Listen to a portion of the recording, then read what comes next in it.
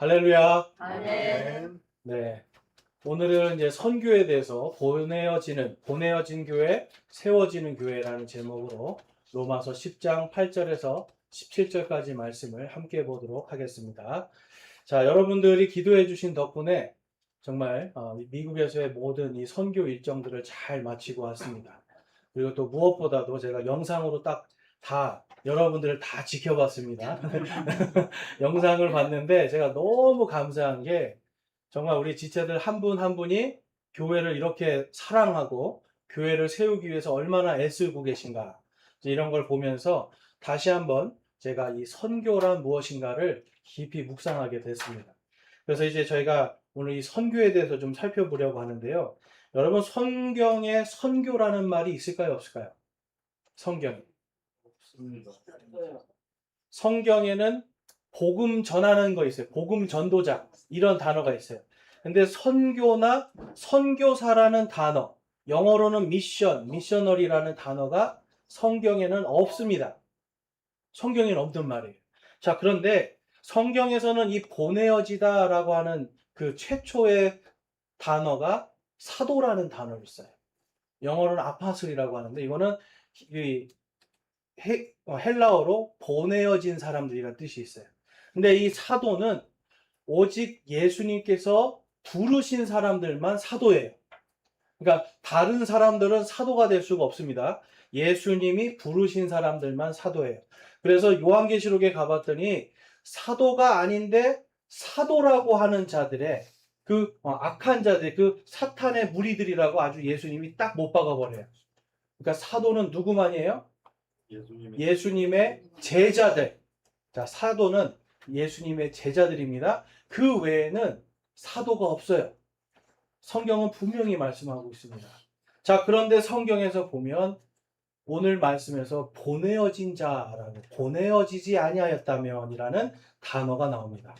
이 보내어지다, 요것을 라틴어로 미시온이라고 하고요, 미수스라는 단어를 써요. 여기에서 미션과 미셔너리라는 단어, 선교라는 단어가 나옵니다. 그러니까 여러분, 선교는요, 보내어진다는 게 기본 원리예요. 그러니까 자기 혼자 가서 복음 전하는 거 있죠? 자기 혼자 누가 보내지도 않는데 나 가겠습니다 해서 복음 전하는 건, 이거는 그냥 전도예요. 복음 전하는 자. 그런데 선교사는 반드시 보내는 교회가 있어야 되고요, 보내어지는 사람이 있어야 돼요. 오늘은 우리가 그래서 그럼 사람이 보내어졌어요. 그럼 가서 뭘 해야 될까요, 여러분? 보내어졌으면 뭘 하는 건가요? 복음 전하는 건, 제가 아까 복음 전하는 거 따로 있다고 말씀드렸잖아요. 복음 전하는 건 기본입니다. 그 다음에 이 선교는 뭐냐면 보내어져서 그곳에 교회를 세우는 사람들이에요. 선교사라는 거는, 여러분, 복음 전도자는 아무나 다 나가서 우리에게 주신 하나님의 사명으로 복음을 전해요. 그런데 선교사는 교회가 없는 곳에 보내져서 교회를 세우는 사람입니다. 자, 그런데 이 선교라는 게, 그러면 여러분, 보낸 사람이 있어요. 반드시 보내어준 사람들이 있어야 돼요. 교회가 있어요. 그 다음에 보내어진 사람이 있죠. 그러면 보내준 교회 사람들이 한 마음으로 이 사람을 기도해주고 돕는 것, 이게 선교입니까, 아닙니까? 이것도 선교예요. 자, 예수님이 세상 끝까지 가라고 했다고 여러분들이 다음 주에는 우리 다 세상 끝으로 갑시다 하고 여러분들이 온 세상으로 다 흩어져요. 그러면 교회가 존재할 수 있습니까, 없습니까? 그건 없는 거예요. 교회라는 건 사람들의 모임이거든요. 교회는 건물이 아닙니다. 교회는 사람들의 모임이에요. 그래서 이 선교사라는 사람들, 우리가 특별히 이 교회가 임명하여 보내는 거예요. 오늘은 이 선교가 그러면 보내어진 교회 어떤 것인지, 또 세워진 교회 어떤 것인지, 이것을 우리가 좀 한번 깊이 살펴보고자 합니다. 자, 오늘 본문 말씀에 로마서 10장 15절을 보면 다음과 같이 말씀하고 있어요. 보내어지지 아니하였으면 그들이 어찌 선포하리요? 이것은 기록된 바 화평의 복음을 선포하는 좋은 일들의 반가운 소식을 가져오는 자들의 발이 어찌 그리 아름다움과 함과 같으니라. 자, 여기서 보면 선교사는요, 반드시 보내어진 자들이다라고 기록하고 있습니다. 자, 그럼 누가 보낼까요, 여러분? 네. 교회의 형제 자매들이 보내는 거예요. 교회에서 이 사람을 안수하여 교회의 권위를 주고 그 교회의 권위를 가지고 가서 침례도 주고 교회도 세울 수 있는 거예요. 여러분, 그러니까 이 선교 사역은요, 나 혼자 그냥 하는 사역이 아니라 온 교회가, 공동체가 함께 하는 겁니다. 자, 그러면 보내어져야만 복음을 선포할 수 있는가?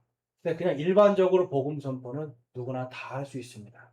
그렇지만 교회를 세우는 건 다른 문제라는 거예요. 그냥 신학교 나왔으니까 나 교회 세울래요? 신학교 나왔으니까 저 그냥 어디 일본으로 미국으로 나 혼자 갈래요?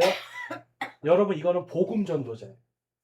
그렇지만 교회가 분명히 그 사람에게 당신은 우리 교회의 권위로 침례도 주고 그곳에 교회를 세우십시오 라고 하는 분명한 안수와 권위를 위임받는 게 필요하다는 거예요. 자, 그래서 여러분, 특별히 우리 침례에 대해서 좀 한번 살펴보면요, 선교라는 것에 왜 교회의 권위가 필요한가를 볼 수가 있습니다. 마태복음 28장 18절에서 20절까지 말씀인데요, 같이 한번 읽어보겠습니다.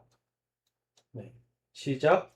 예수님께서 그들에게 나와 말씀하여 이르시되 하늘과 땅에 있는 모든 권능이 내게 주어졌느니라. 그러므로 너희는 가서 모든 민족들을 가르치고 아버지와 아들과 성령의 이름으로 그들에게 침례를 주며 내가 너희에게 명령한 모든 것을 그들에게 가르쳐 지키게 하라.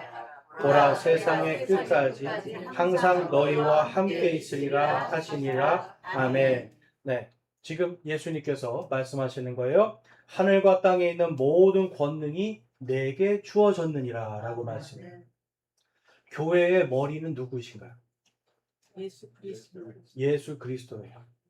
2명이 있든 3명이 있든 그것은 예수님의 온전한 몸으로 그곳의 머리는 예수 그리스도입니다. 그러면 저와 여러분은 뭔가요? 예수님의 지체들이에요. 몸. 영어로는 멤버라고 기록되어 있습니다. 그러니까 이 멤버는 여러분 이렇게 손, 발 이런 거예요. 예수님과 함께 일을 해요. 자, 근데 머리가 자, 오른손 움직여 그랬는데 오른손이 안 움직여요. 나 싫은데? 그럼 이게 뭐예요, 여러분? 이게 장애예요, 여러분. 머리가 왼손 들어 그랬는데 왼손이 안 움직여요. 이게 장애란 말이에요. 머리가 명령하는 대로 그대로 움직이는 게 교회 공동체입니다. 여러분, 이 교회는요, 그래서 예수님의 그 하늘과 땅에 있는 모든 권능을 받은 공동체예요. 이거는 여러분 2명이 있든 성경에서는 2명이 있든 100명이 있든 똑같습니다. 제가 질문할게요.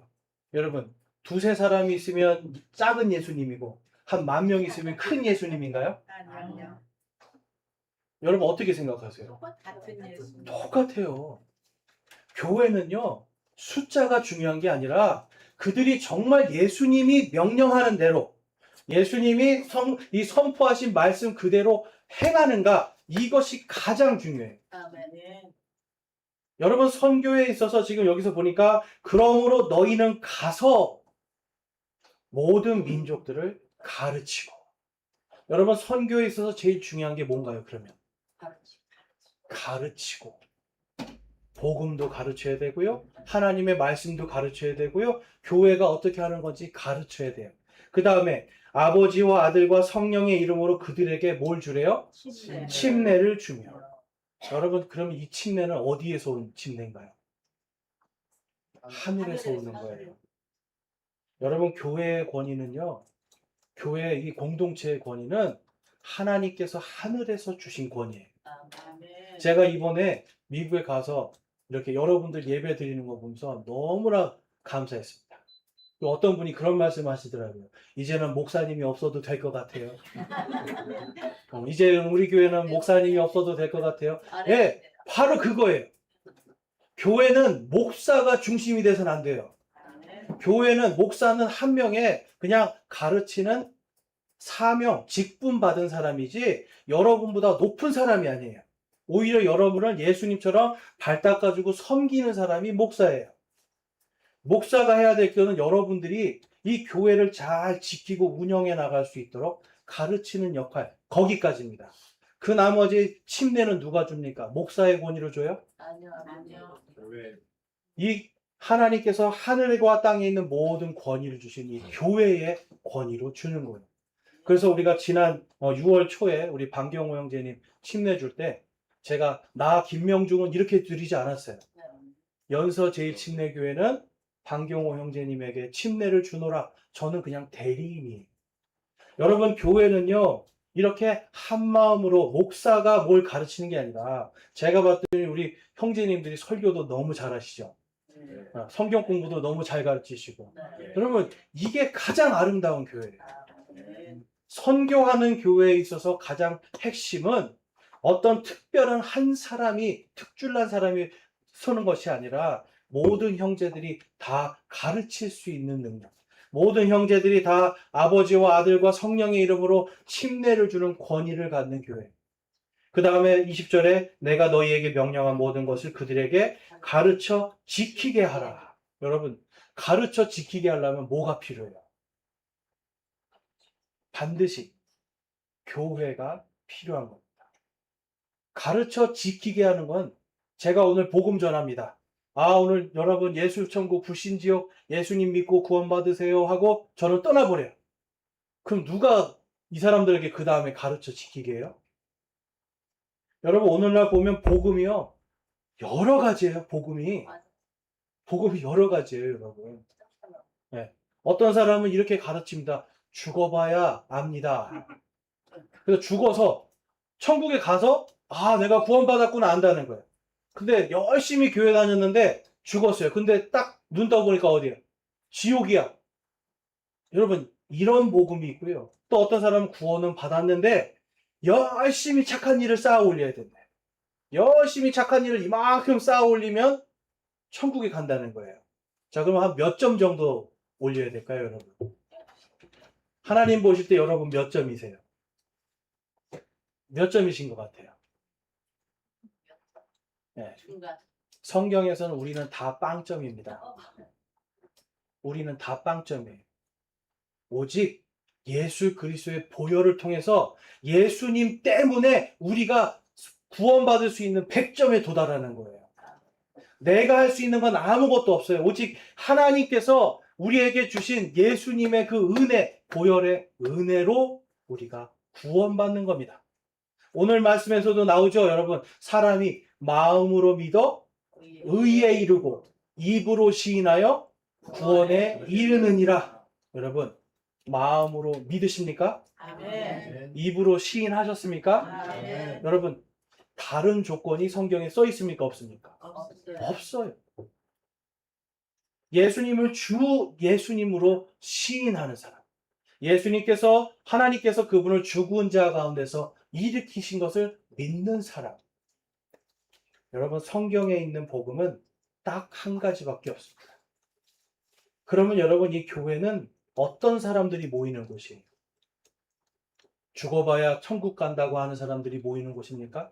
아니면 열심히 포인트 쌓아서 좀 뭔가 내가 예수님 피는 한 요만큼 들어가고 나머지 내 공로가 한 이만큼 들어가야 구원받는다, 이런 사람이 모이는 곳입니까? 아니에요. 교회는 다 빵점짜리들이 모이는 거예요. 빵점인데 예수 그리스도 때문에 100점이 된 사람들, 예수 그리스도 때문에 구원받기로 작정된 사람들이 모이는 곳이 교회 공동체. 그렇기 때문에 여러분, 목사도 빵점이에요. 빵점. 예수님 때문에 여기 서 있는 거예요. 그렇기 때문에 우리 믿음의 공동체가 여기에서 보내어졌잖아요. 보내어지고 세워졌잖아요. 그러면 여러분, 우리는 늘 겸손해야 돼요. 오직 우리가 받은 것은 하나님께서 예수님을 통해 주신 하늘과 땅에 있는 권세밖에 없다라는 거예요. 그래서 여러분, 사도행전 13장에 가보면 이제 안디옥 교회라는 교회가 나옵니다. 1절 읽어보면 이제 안디옥에 있던 교회에 어떤 대언자들과 교사들이 있었으니 곧 바나바와 니게르라 하는 시므온과 구레네의 루기오와 사분 영주 헤롯과 함께 양육받은 마나엔과 사울이더라. 그들이 주를 섬기며 금식할 때에 성령님께서 이르시되 내가 바나바와 사울을 불러 시킬 일을 위해 그들을 내게로 구별하라 하시니 그들이 금식하여 기도하고 두 사람에게 안수한 뒤 그들을 보내니라. 이처럼 성령님께서 보내신 그들이 실루기아로 떠나 거기서 배 타고 키프러스로 항해하여. 자, 여기 보시면 여러분 안디옥 교회가 선교사들을 위해서 금식하며 기도합니다. 하나님 누구를 보낼까요? 누구를 보낼까요? 라고 기도를 해요. 그랬더니 성령님께서 사울이라 불렸던 이 바울과 그 다음에 바나바를 부르십니다. 그리고 누가 안수해요? 성령님이 그냥 안수해요? 교회가 그들을 안수합니다. 그런데 교회가 안수한 것을 4절에서 보면 성령님께서 보내셨다라고 기록하고 있어요. 여러분, 교회는요, 성령님께서 주신 권능 안에서 안수를 주는 거예요. 그래서 여러분, 보통의 많은 교회들이, 많은 이제 목사님들이 신학교를 졸업해서 목사고시를 봅니다. 목사고시 1등 하면은 곧바로 그냥 목사 안수 받을 수 있어요. 그런데 여러분, 저희와 같은 이런 침례교회들, 계속해서 보존되어 내려온 이 교회들의 전통은 그렇지 않아요. 누가 목사 안수를 줄까요? 그렇죠. 형제 자매들이 주는 거예요. 성경에 보면 분명히 나와 있습니다. 목사는 한 아내의 남편이어야 되고요. 그 다음에 책망받을 게 없는 자여야 되고요. 또 자녀를 위험 있게 잘 다스리는 자여야 되고요. 성경 말씀을 잘 가르치는 자여야 돼요. 그리고 손님 대접하기를 잘 하는 사람이어야 돼요. 여러분, 이 모든 거를 누가 평가할 수 있어요? 교회의 형제 자매들이 할 수 있어요. 신학교에서 목사고시 봐가지고는 여러분 절대로 알 수 없는 거예요. 형제 자매들이 이 사람은 목사로 확실하게 성경적으로 우리가 안수할 수 있습니다라고 평가해주고 승인해줘야 돼요. 그래서 여러분, 저희와 같이 이제 ABA에 있는 교회들이나 이 독립침례 이 교회들은 신학교 나왔다고 안수 주지 않아요. 안수 받는 게 더 힘들어요. 여러분, 똑똑하면 다 안수 받을 수 있는 시대예요, 지금. 그런데 이쪽에서는 여러분, 똑똑하다고 시켜주지 않아요. 말 잘한다고 시켜주지 않아요. 하나님 말씀대로 사는가를 보는 거예요. 여러분, 저에 대해서도 하나님 말씀대로 사는가를 여러분들이 지속적으로 보셔야 되고요. 지체들이 하나님 말씀대로 살지 않을 때는 어떻게 해야 되나요? 만약에 목사가 하나님 말씀대로 살지 않아요. 어떻게 해야 되나요? 권면해야 돼요. 그렇죠.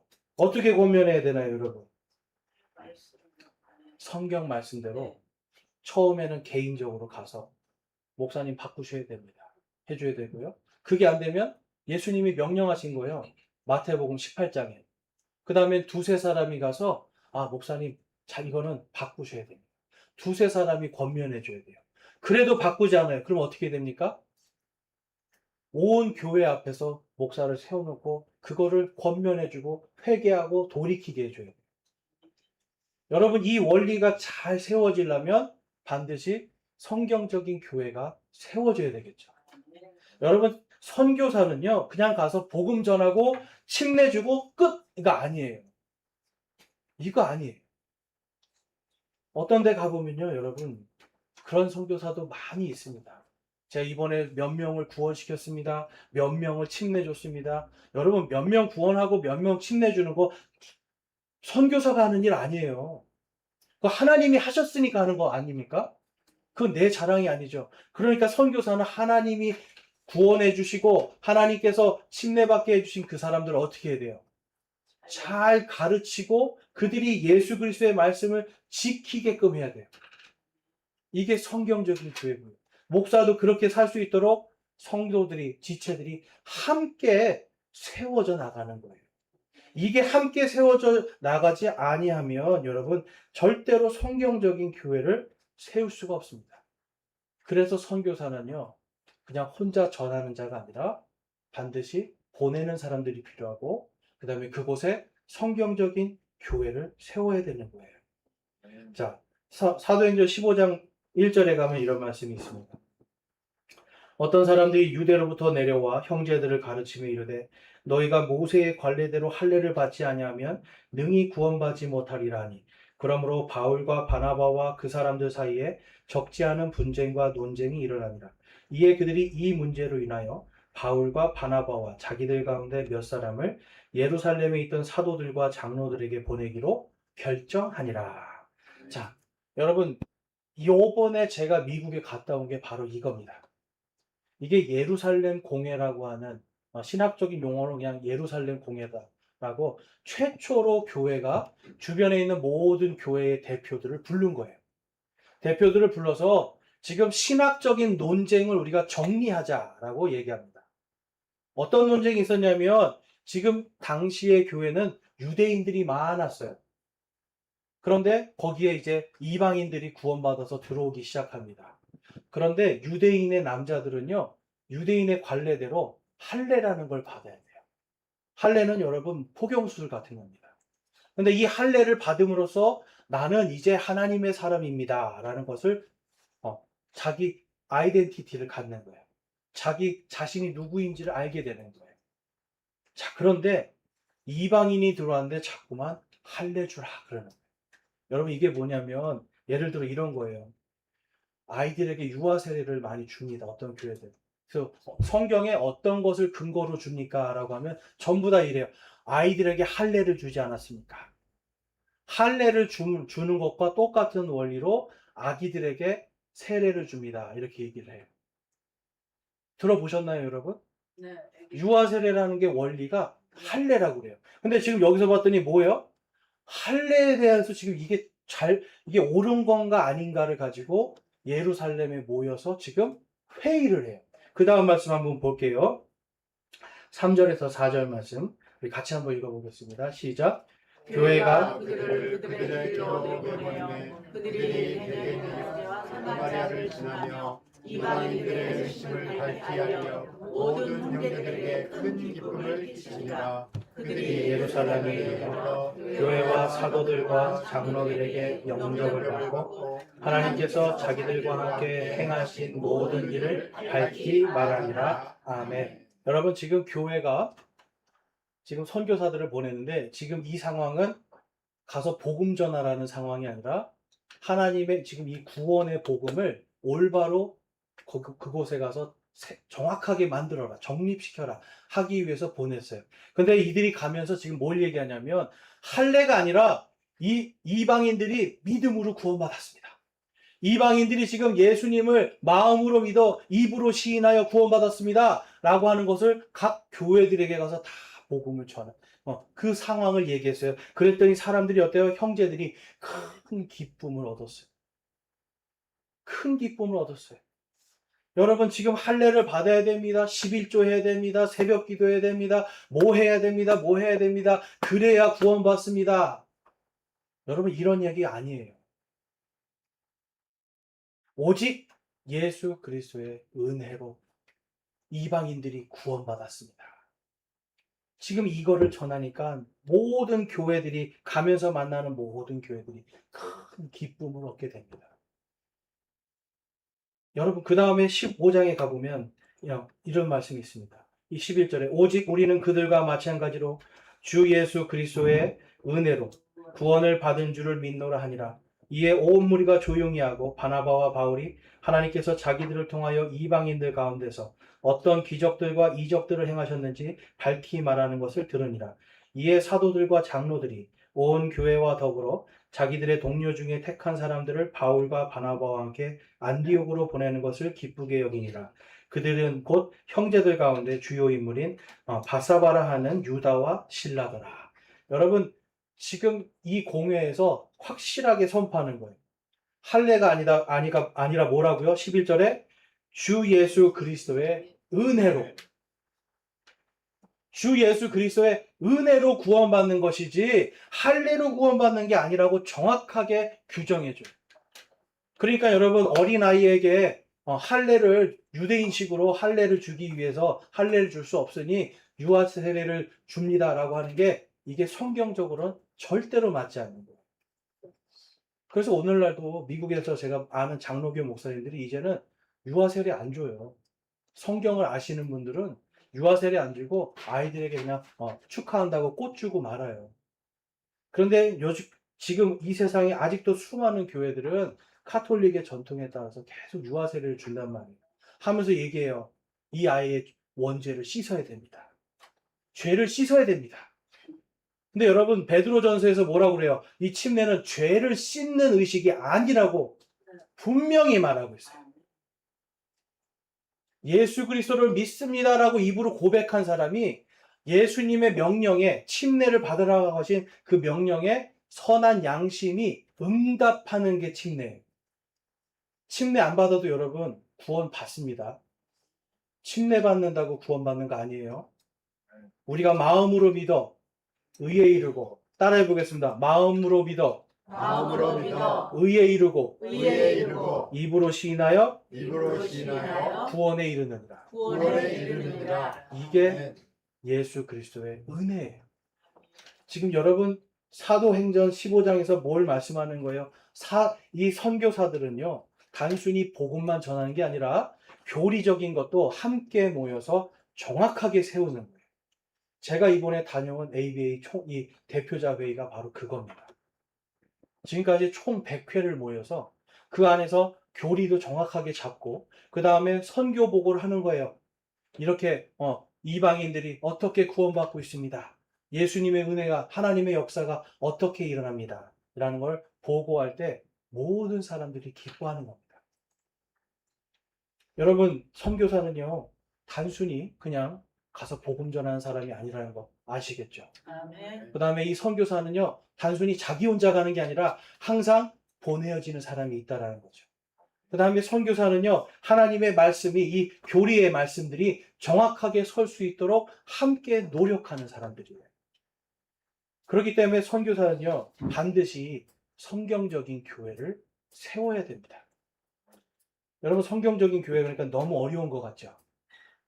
말씀 한번 읽어볼게요. 에베소서 4장 2절에서 6절까지 말씀입니다. 우리 같이 한번 읽어볼게요. 시작. 모든 겸손과 온유와 오래 참음으로 사랑 안에서 서로 참아주며 화평에 매는 띠로 성령이 하나 되게 하신 것을 힘써 지키라. 너희를 부르심의 한 소망 안에서 너희가 부르심을 받은 것 같이 한 몸과 한 성령이 있고 한 주와 한 믿음과 한 침례가 있으며 한 하나님이 계시니 곧 모든 것의 아버지시라. 그분께서는 모든 것 위에 계시고 모든 것에 두루 계시며 또 너희 모두 안에 계시느니라. 아멘. 여러분 지금 여기서 두 가지를 얘기하고 있어요. 2절과 3절은요 성도들의 삶에 대한 문제를 이야기하고 있습니다. 우리가 어떤 그리스도인들이 되어야 되는가. 그 다음에 4절부터 5절은 교리에 대한 걸 이야기하고 있는 거예요. 여러분 성경적인 교회는 지식만 충만한 교회가 아닙니다. 아멘. 여러분 지식이 충만해서 모두가 다 교만해요. 그럼 그 교회에 정말 하나님께 덕이 될까요? 안 될까요? 안 돼요. 지식만으로는 절대로 되는 게 아닙니다. 네. 교회에서 여기서 보면 모든 겸손과 온유와 오래 참음과 사랑 안에서 서로 참아주며 화평에 매는 띠로 성령이 하나 되게 하신 것을 힘써 지키라. 아멘. 누가 하는 겁니까? 형제 자매들이요. 형제 자매들이 하는 거예요. 형제 자매. 여러분 제가 예전에 한참 청년 때요. 청년 때 제가 엄청 방황하고 그럴 때 제가 딱 한 가지 지키는 게 있었습니다. 그게 뭐냐면 일요일 예배는 빼먹지 말자. 그래서 술을요 새벽 6시까지 마셔요. 그냥 제가 생각해도 정신 나간 것 같아요. 새벽 6시까지 술을 먹고 8시 술김에 항상 그래요. 나는 일부 예배를 드려야 돼. 그리고 나서는 여러분 술 냄새 엄청나게 나잖아요. 그래서 가서 예배를 드릴까요? 잠을 잘까요? 잠을 잠자요. 코 골면서 자요. 예배 시간에. 그런데 지금 와도 생각해보면 너무 감사한 게 그거를 욕하는 분이 없었어요. 욕하는 분이 없었어요. 그게 여러분 제가 지금 생각해 볼 때 얼마나 거기 있는 분들이 오래 참아주고 인내하고 여러분 저 같아서 제가 만약에 그 당시에 장로님이었으면 야 나가 너네 나가 그랬을 거예요. 너네 나가 뭐 이따위로 예배 드리려면 나가 그랬을 거예요. 그런데 오래 참아준 거예요. 겸손하게 온유함으로 지켜봐 준 거예요. 기도해 줬어요. 이 아이가 언젠간 돌아오겠지. 술을 먹어도 여기 와서 자는구나. 여러분 이게요 아무나 할 수 있는 게 아니에요. 예수 그리스도의 사랑이 있어야 돼요. 예수 그리스도의 온유함이 있어야 됩니다. 그리고 성령께서 하나 되게 해주심을 힘써 지키고자 하는 그 믿음이 있어야 돼요. 여러분 사람을 지금 여기서 보면 6절 말씀에 보면 우리 모두 위에 누가 계시다? 하나님 아버지께서 계시다라고 말씀해요. 구원받은 모든 사람들은 예수 그리스도를 믿는 모든 사람들은 저 믿음이부터 우리 유춘식 형제님까지 그 안에 하나님이 계십니다. 아멘. 그렇기 때문에 함부로 멸시하거나 무시하거나 함부로 판단하고 정죄해서는 안 돼요. 로마서 14장에서는 너희들이 형제를 함부로 판단하고 정죄하고 무시하느냐 너희들이 반드시 그리스도의 심판석 앞에 설 것이다 라고 말씀해 주고 있어요. 그리스도의 심판석은요 천국 가고 지옥 가는 심판석이 아니에요. 너희들이 이 땅에서 그리스도인으로 얼마나 잘 살았는가를 거기에서 우리가 낱낱이 주님께 보고하는 시간입니다. 그런데 뭘 심판하신대요? 교회에 있는 형제들을 무시하고 정죄하고 함부로 이 사람들을 판단하는 거. 주님께서 그걸 물으시겠다 하는 거예요. 왜 그럴까요? 그러한 것들이 우리 마음속에 마귀가 들어올 틈을 열어줘요. 하나 되게 하심을 깨트리게 만든단 말이에요. 여러분 잘 생각해 주세요. 우리가 외적인 걸 보는 것이 아니라 저같이 정말 여러분 얼마나 싫었겠습니까? 술 냄새 풍풍 풍기면서 거기서 또 자다 깨서 찬양은 또 엄청 크게 불러요. 노래방 가서 부르는 것처럼 신나게 불러요, 여러분. 얼마나 술 냄새가 많이 났겠어요. 그런데도 참아줬잖아요. 인내해줬잖아요. 판단하고 정죄하지 않았어요. 오히려 여러분 그 사랑이 사람을 살렸습니다. 여러분 우리가 성경적인 교회는요 이런 교회가 돼야 돼요. 우리 공동체는 그런 공동체가 돼야 됩니다. 그리고 그 다음에 한 소망이 있어야 돼요. 한 소망. 내가 이제 구원받았으니 주님께로 오늘 죽어도 주님께로 갑니다 라고 하는 한 소망이 있어요. 그 다음에 우리를 부르신 한 몸, 한 성령이 있고요. 한 주님과 한 믿음, 한 침례가 있는 거예요.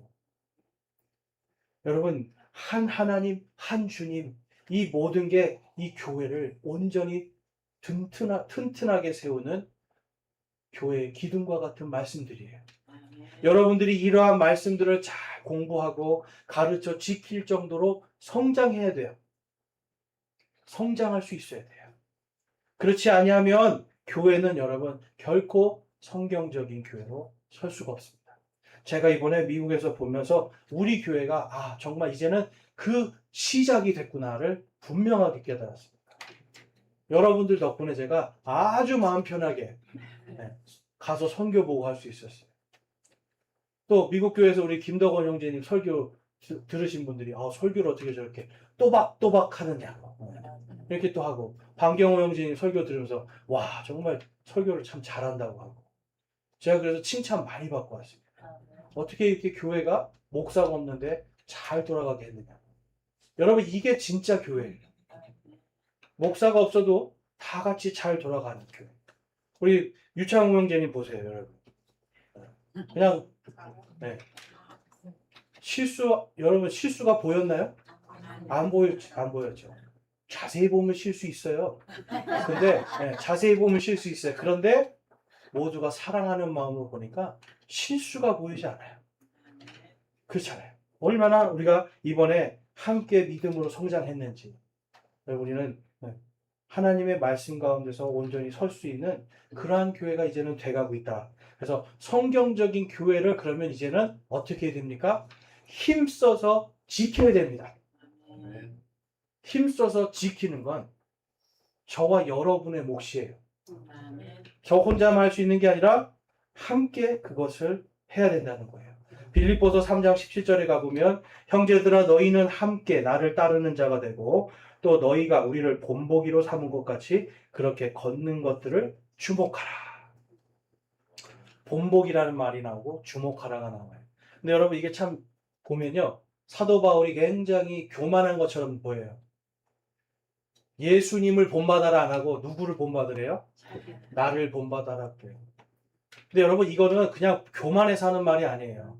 사도 바울이 그들과 실제로 같이 있으면서 성경적으로 자기 어떤 교회인가, 어떻게 살아야 되고 어떻게 가르쳐야 되는가를 보여줬어요.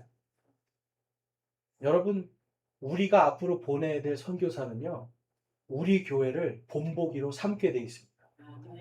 저는 미국에 있는 킹스파크 한인 침례교회 그리고 킹스타운 제1침례교회 거기에서 배운 거 본보기 삼아서 지금 여기서 성경적인 교회를 하려고 애를 써요. 자, 그러면 이제 우리가 앞으로 보내야 되는 선교사는 그 선교사가 누구의 본을 보아야 될까요? 바로 저와 여러분이에요.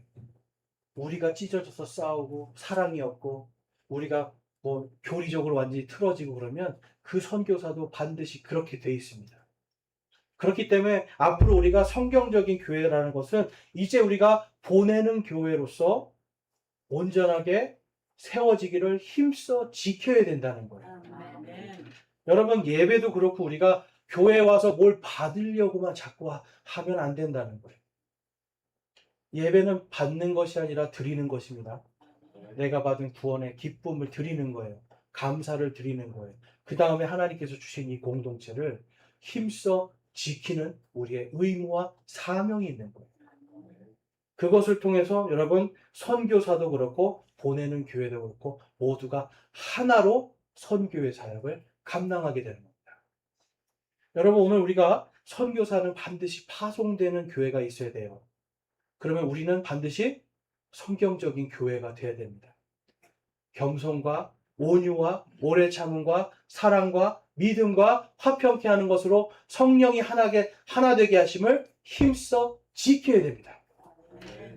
여러분 그런 교회가 되기를 소망하십니까? 아멘. 여러분 그런 교회가 우리는 반드시 되어야 이제는 선교사를 보낼 수 있는 교회로 성장할 수 있는 거예요. 아멘. 여러분 그 사명을 저와 여러분이 함께 감당하면서 앞으로 주님께서 세워주신 이 교회를 우리가 함께 이 선교의 아름다운 발걸음으로 함께 걸어갈 수 있기를 주님의 이름으로 축원합니다. 아멘. 우리 마지막으로 에베소서 4장 2절과 3절 말씀 읽고 결단의 시간 갖도록 하겠습니다. 함께 읽겠습니다. 모든 겸손과 온유와 오래 참음으로 사랑 안에서 서로 참아주며 화평에 매는 띠로 성령이 하나 되게 하신 것을 힘써 지키라. 아멘. 저와 여러분이 이러한 교회로 함께 성장할 수 있기를 우리 같이 함께 기도하며 결단하기 바랍니다. 기도하겠습니다.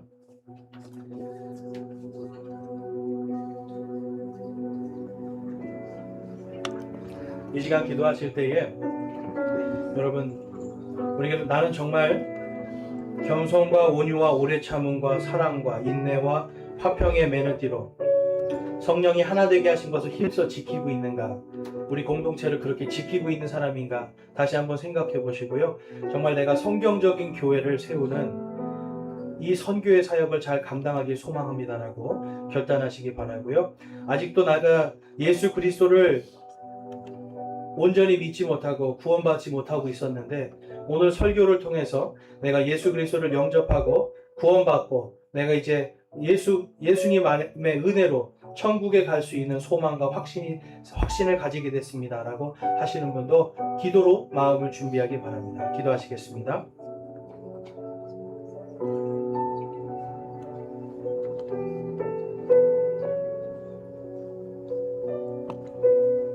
오늘 말씀을 통해서 내가 정말 성경적인 교회를 힘써 세우기를 힘써 지키는 진정한 연서 제1침례교회의 지체가 되기를 소망하고 결단합니다 하시는 분들 손을 들어 마음을 드리기 원합니다. 감사합니다. 손 내려주시고요. 내가 아직까지 예수 그리스도를 온전히 영접하지 못하고 있었는데 오늘 말씀을 따라 마음으로 믿어 의에 이르고 입으로 시인하여 구원에 이르는 이 구원의 은혜가 저에게 임했습니다. 제가 예수님을 믿고 구원받았습니다 하시는 분 계시면 우리 손을 들어 하나님께 마음을 드리기 원합니다. 감사합니다. 손 내려주시고 저와 여러분이 정말 성경적인 교회로 온전히 세워지고 예수 그리스도의 복음을 전하는 기쁜 소식을 전하는 아름다운 발걸음을 예수님이 오시는 그날까지 함께 동행할 수 있기를 주님의 이름으로 축원합니다. 아멘. 다 같이 일어나셔서